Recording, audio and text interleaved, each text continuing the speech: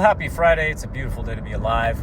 I'm headed out to the Sentinel Conference tonight. David Harris Jr., Rex Crain, man, it's going to be hitting. We're going to aggressively and violently seek the Lord tonight, this weekend. I'm very excited about it. At the time, people were taking stuff and just stealing from me. No money, no wife, no kids, no business. I came to the end. All right, dear friends, welcome to the studio. We are on the back half of September in the year of our Lord 2025. Tonight we are going to be working on the second of my evening, some pristine Pilsner Labatt Blue.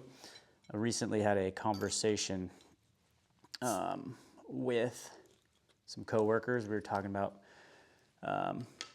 beers and whatnot. I am not a regular beer drinker, but every fall I have a little ritual here on the patio. I enjoy the fall fires, and I really enjoy the Sam Adams Oktoberfest beer. So a coworker of mine had asked about it, and he said, "Hey, you like this stuff?" Yeah. He goes, "Oh man, they had racks of it over at Fred Meyer." I was like, "Oh yeah, I've already got on it, right?" So we got in this conversation about all the beers or whatever. For whatever reason, I was like, "Oh man, it's one of the really good ones. I haven't had this in 10, 15 years. Good old Labatt Blue." And it just unraveled. Coworker was actually headed to Total Wine or something like that, and me and the other coworker were like, "Yeah." So we ended up splitting a 12-pack of bottles, and they've been in the fridge now for the past week or two, and just had some here and there, and good old Labatt Blue, the pristine Pilsner. It is a very enjoyable beer.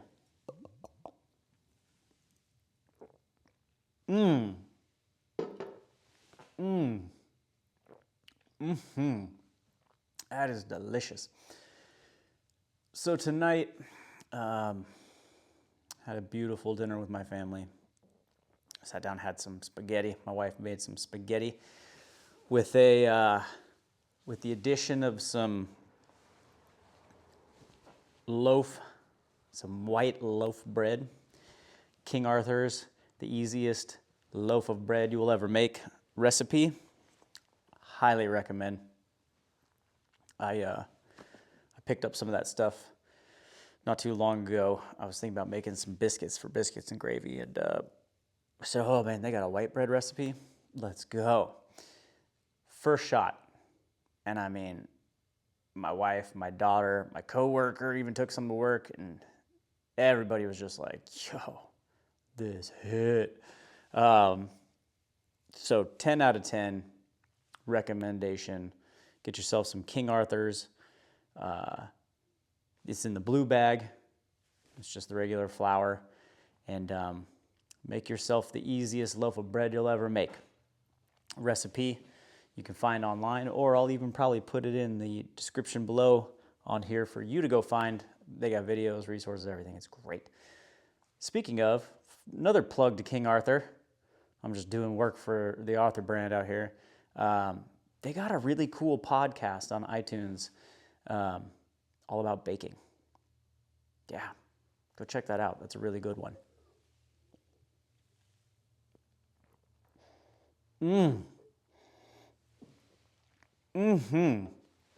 That is delicious. So as you can see, this canvas back here has not been getting worked on.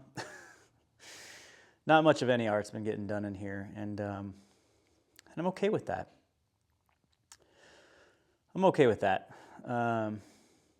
This year has been a really, really transformative year for me, and I was reflecting today because the year anniversary of a special event, a 1-year anniversary, 1 year ago, last September. I just crossed over that 1-year anniversary mark of an event that I went to, a church conference with my my former church, the church I was a part of up until the end of last year. And I love that church. I love those people. But God transitioned us into a new ministry. But they had a men's conference. They have a big men's conference every fall. Generally, I think it's in the fall. They have several throughout the year, but there was a men's conference in the fall that I attended with Brother Rex Crain and David Harris Jr. And, I guess I could have done some research before I popped on to talk about it, but I just haven't been making videos lately. I haven't felt any need to say anything, to talk, to do any work. I've just been in the experience of living and just taking in life. And so the recent reflections of today have sparked something that has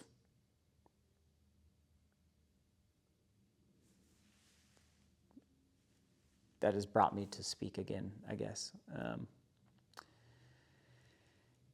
So this conference last year was incredible. The Holy Spirit moved in a just profound way. And Brother X Crain, he's just all fire. He's just firebombing people. And David Harris Jr. is really an incredible soul. And I was very privileged to, to hang around afterwards, shake his hand, and just speak a few words with him, to him, and vice versa. But I don't really remember, I remember David Harris Jr.'s story, and but I don't really remember the deep content themology of the weekend. There's definitely always the Spirit's breaking off something, we're shifting, moving things in the Spirit kind of deal. But with all that said, what it came down to for me, a very personal deal for me, was that I was prompted, I got the impression, to really come before Jesus and ask him to do a work to repair my heart.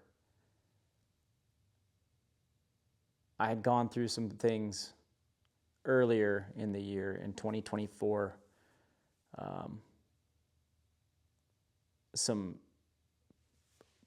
call it my first family. I have my maid family now, and then the family I grew up with.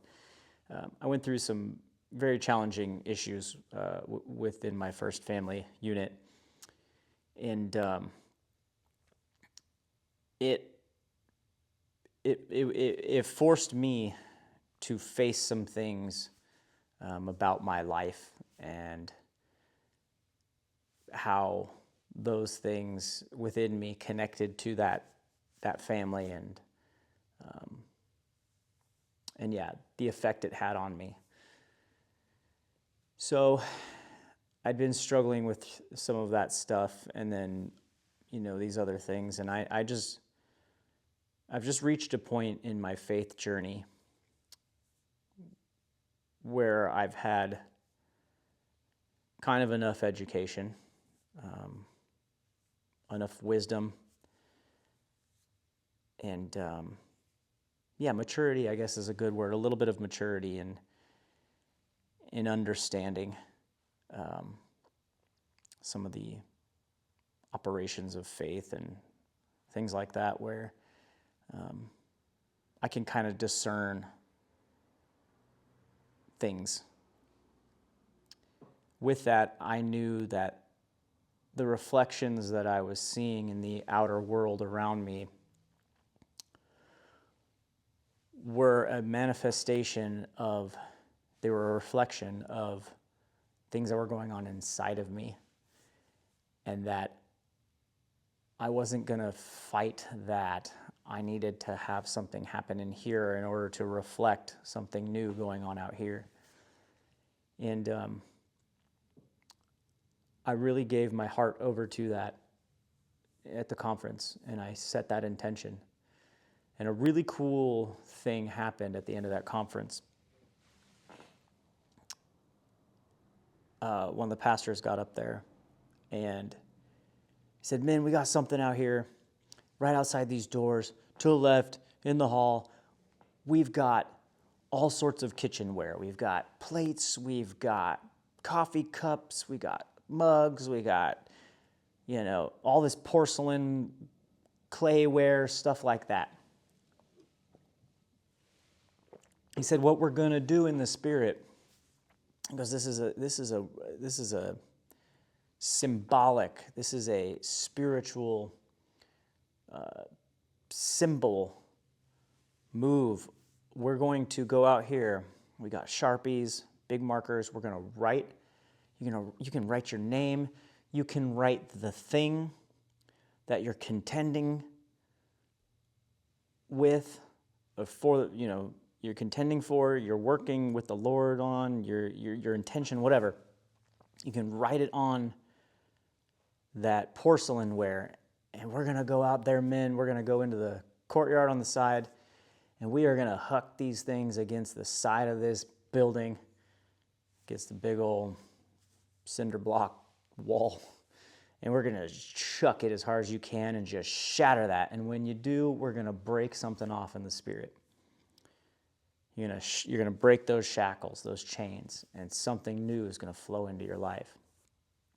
And so I definitely went ahead and did that. I waited in line. I grabbed this mug. There's like this cup videos right here.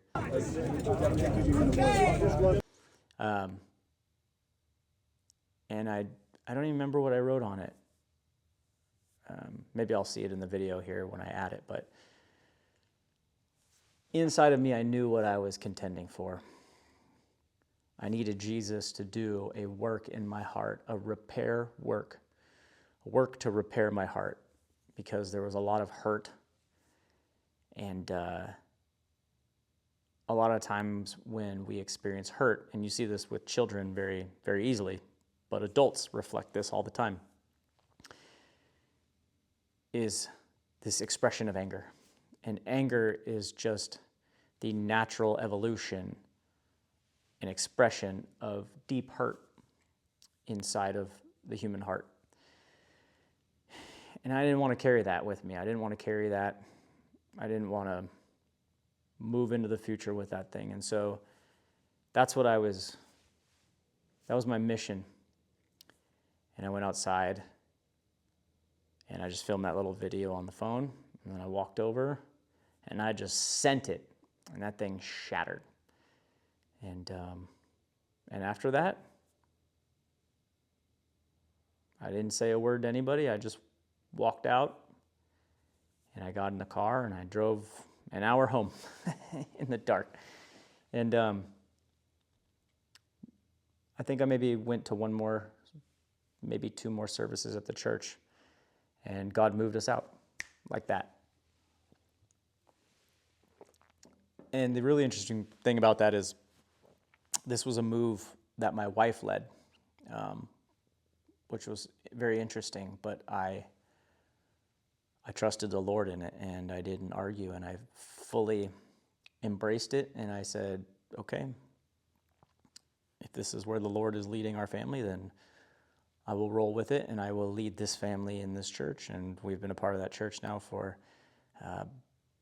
about a year, and it has been an incredible transition, and we're blessed and a very happy family, and we've got a tremendous amount of new friends and relationships that are deeper than the ones that we had at the previous church, and we're just so filled with life and joy. And so, that's been a blessing. But I really wanted to speak on this specific topic because what I've experienced in this 1 year since last September, it has been very challenging. It has been very fast. it has been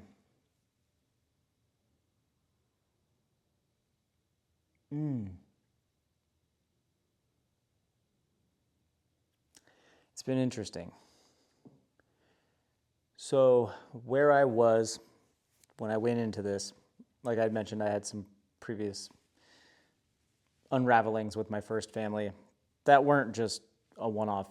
I'm not trying to air too much dirty laundry here, but I mean, there's so much context to it. I have to kind of include some of these pieces here. This is not something that just organically popped out of like thin air. This has been going on my entire life, and it's just been one continuous thread throughout my life with my first family. And so some things happened. It unraveled some stuff, and I had to face many, many things. One of those things was a particular relationship within that first family, and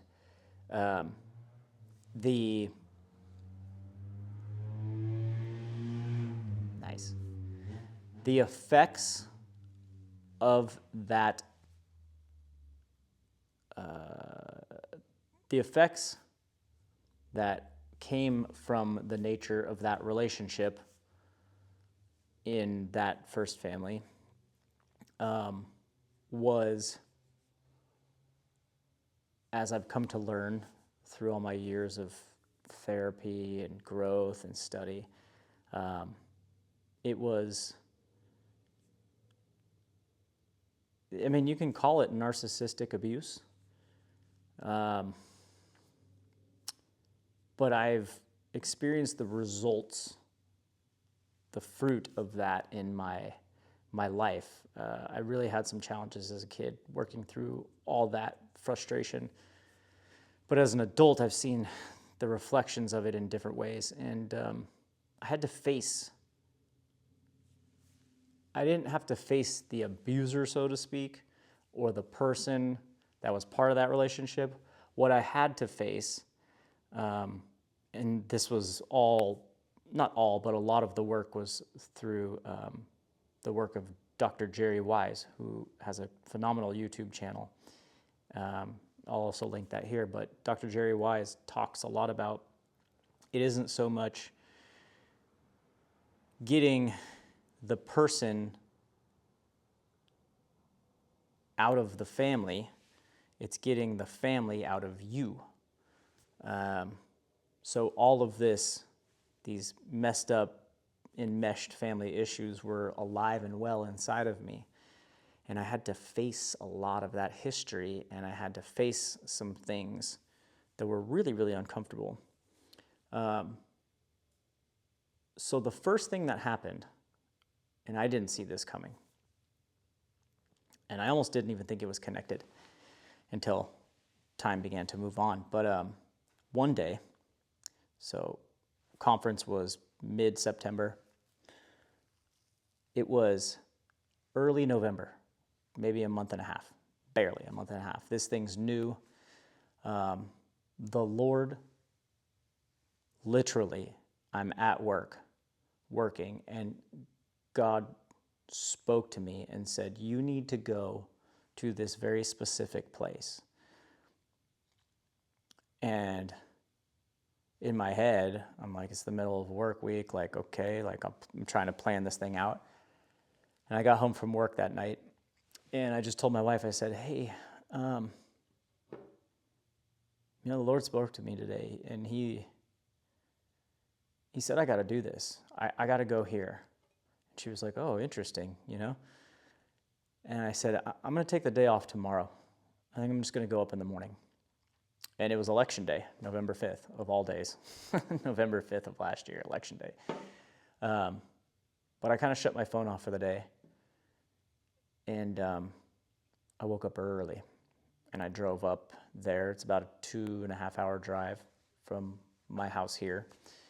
And it was up to the hometown that I grew up in as a kid. And I had to go back because God wanted me to walk the daily life that I lived as a child.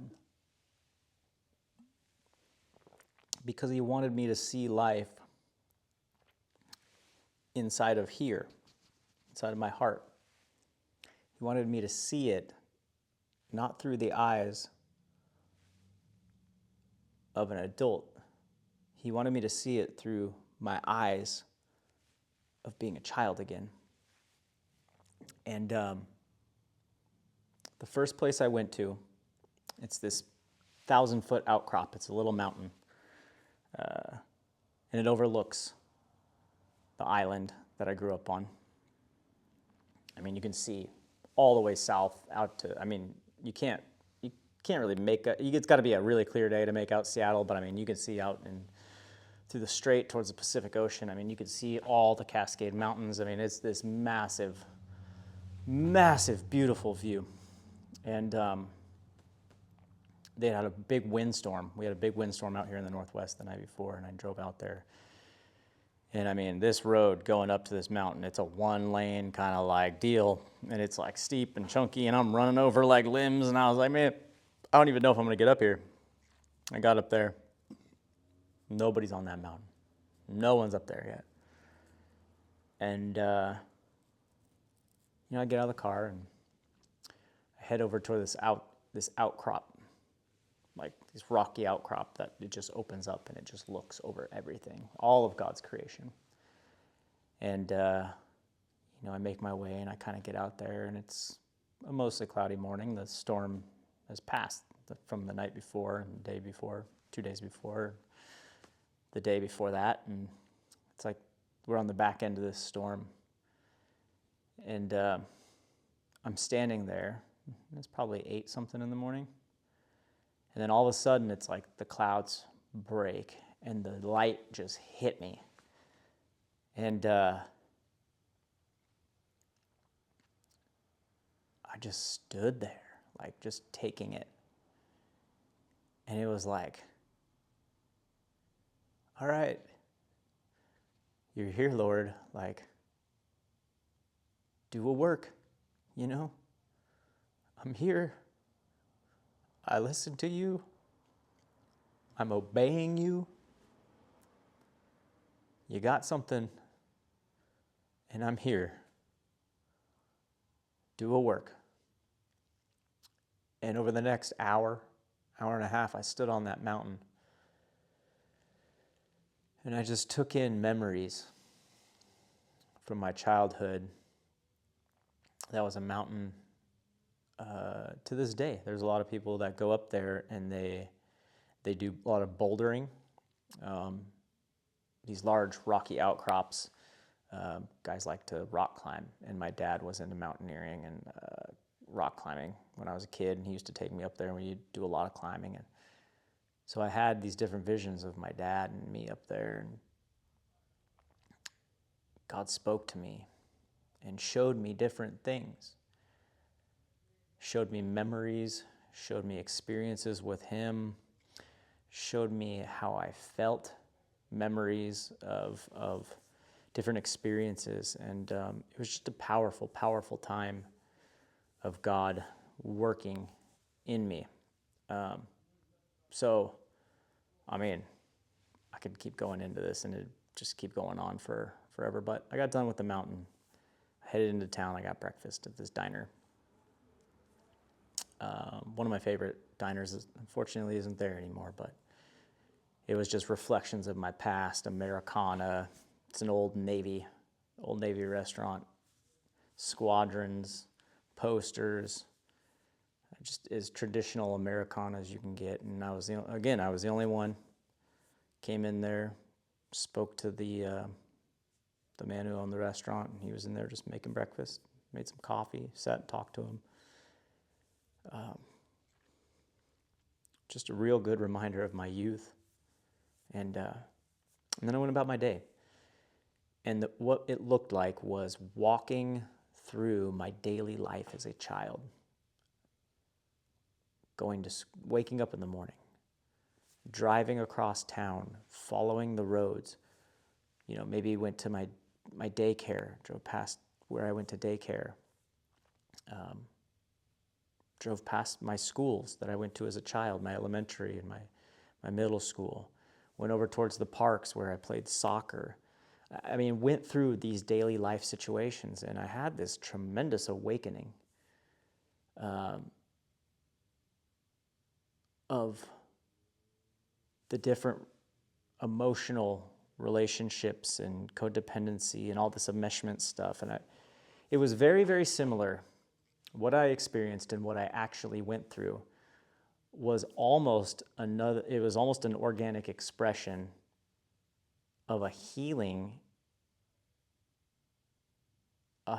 protocol that I did in 2020 with a therapist I was working with at the time, called Lifespan Integration Therapy. And I've talked about this a lot, and I'm going to do a whole series of talks on this, but it was a thing called Lifespan Integration Therapy, where it's this mental movie theater and you live out these life cues and memories. So during this trip, I kind of organically did that.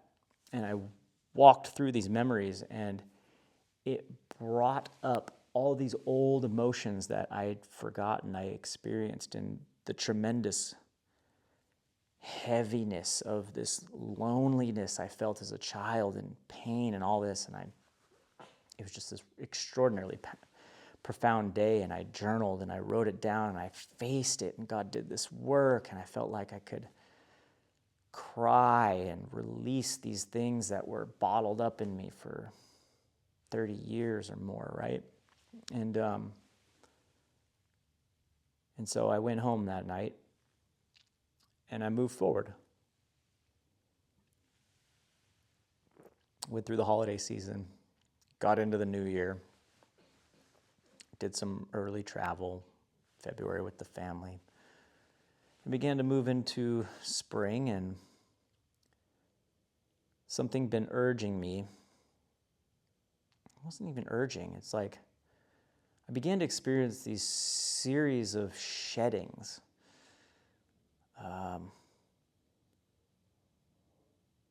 Where I once used to pursue and chase results, again, because of the way I was raised in this kind of unique narcissistic relationship, where I was trained to perform for love. Love was contingent upon performance and result. And it had wired me throughout my life to chase results, chase achievements, chase doing, and I could never relax or enjoy a life of leisure. And so what happened was, like, I began to do these sheddings where, like, these things that I had been chasing or doing or whatever began to, like, it's like God almost made these things, like, lose any type of desire. And I would think, that's meaningless. And it would stop me from even doing it. And so I spent a lot of time going on walks around the marina and through this north part of town where I live, in the neighborhoods, and started writing a ton.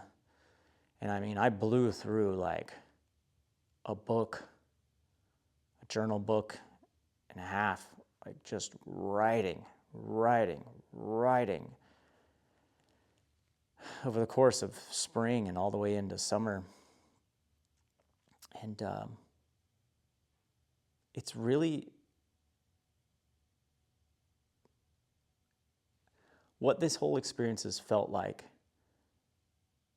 is similar to what Carl Jung has described as like a midlife crisis. He calls it a midlife spiritual awakening. And it's almost similar to like a dark night of the soul kind of thing too. But yeah, just reflecting on it today, like, the person I am sitting in this chair now versus the person I was 1 year ago in September is so hard to recognize.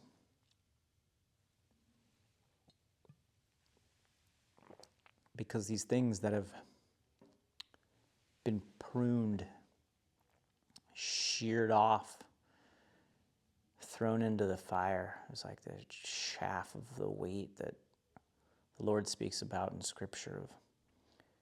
It's just purged. These impurities of the metal put in the fire. And the iron is strengthened, but all the mill scale and all the impurities of the metal is flaked off and removed. And what you're left with is this pure product. And that's how I feel sometimes. Where like today was one of those days, for a brief moment. And throughout the summer and even back into the spring, I would have a full day, maybe a day and a half or 2 days of this where like I really was like, I felt like my equilibrium was completely thrown off because I didn't recognize who I was anymore. And that was so hard to sit with.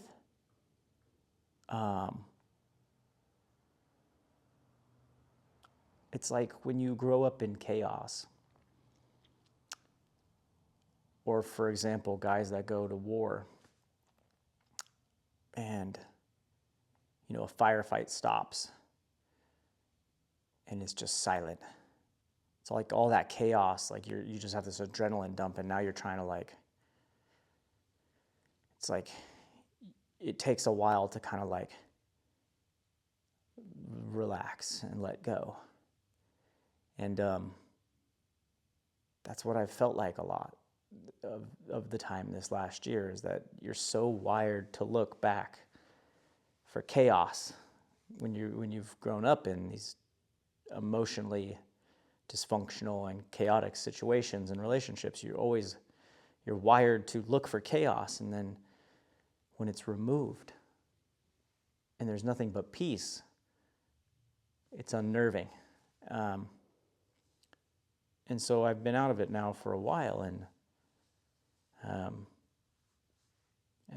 like I said leading into this, like I still have times, like today I had a short period of time where I experienced that thing where I was like,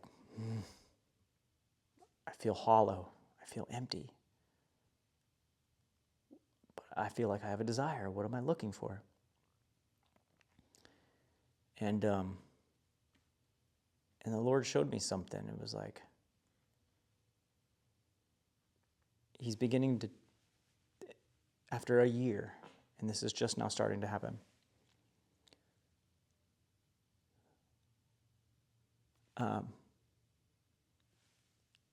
my vision's turning. It's like coming over to the other side. I took a moment when I got home from work today. I sat out on my patio and I had my first beer of the evening. And I sat out there and watched the leaves rustle in the trees and kind of sat there with the last of the light of the day. And I just thought and reflected on this emptiness and this hollowness and the pruning and shearing of all these old memories or painful emotions and how they're not there anymore. I just feel so at peace and so empty and hollow, and my brain just shifted to the good memories that I've made over this summer, over the spring and the summer. Not painting, not working hard, not putting in extra hours, not doing any art shows, not trying to make things happen, make moves, network, do any business. I've literally cut it out, and I've just spent time making memories, golfing, spending time with my daughter, putting on the green, hanging out with my wife. doing little day trips, playing in the sprinklers with my daughter. Like literally began to reflect with deep gratitude on all the memories that I've made. And God has hollowed out my life of the pain that I experienced, and removed it to make way for good to fill my heart. And the tremendous joy that I get to experience from being a part of a family that I work to build with my wife. It is one of the richest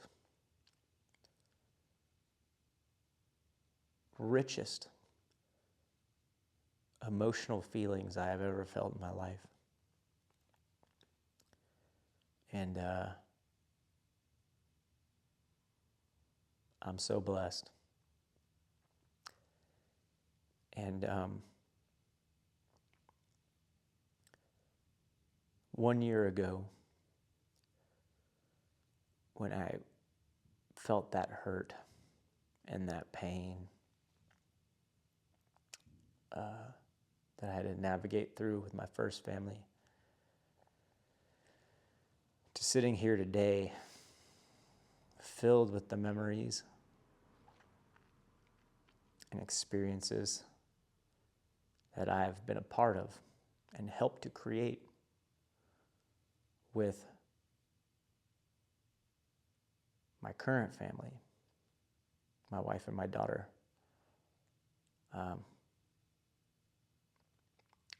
God has just been so good to me. And that is the greatest stumbling block to my faith.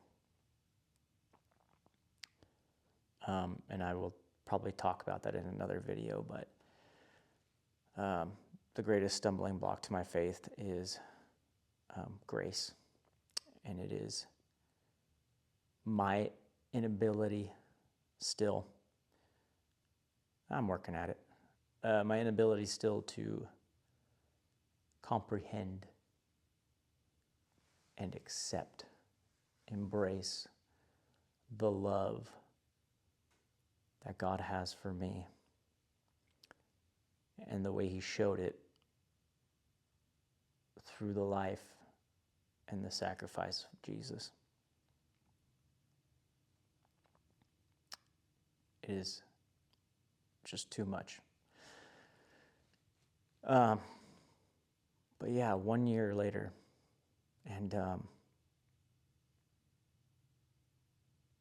I have moments still where it's like, oh, don't look back, or I'm just experiencing this thing, or I'm like, or even I'll have this like thought come to me that's like, oh, something bad might happen. Because I have experienced so much trauma and bad stuff happening where it's like, oh, any day something bad could happen. And I'm just like, that's a lie. It's a lie of the devil. And I won't accept that. And I just can't imagine the profoundness of what is still to come if I can feel this fulfilled and genuinely happy and filled with joy. This is what joy really is.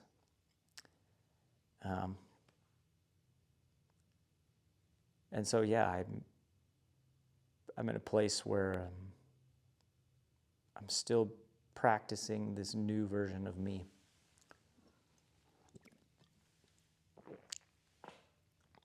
And it's still practice. But that has been one just incredible experience of heart repair and it's capping itself off with just the gratitude for the life that I've created. And I would be remiss to end this video without saying that the most important work has been this appreciation for my parents and the family I was raised in, despite all of it. And how in my own heart, whether I've told them in person yet, and I don't know if I'm ever going to be able to really use my words to explain it to their faces, but the important part that matters is that in my heart, I don't harbor any hurt or anger. I truly look at them with gratitude and love and forgiveness for what we've all endured throughout those years, many years ago, those years, and still the fragmentation of something that used to be whole. And I forgive them, and I forgive the devil for doing what he did to that family. But my greatest act of rebellion against that sick and twisted, fallen darkness is creating this family that is rooted and founded in God's love.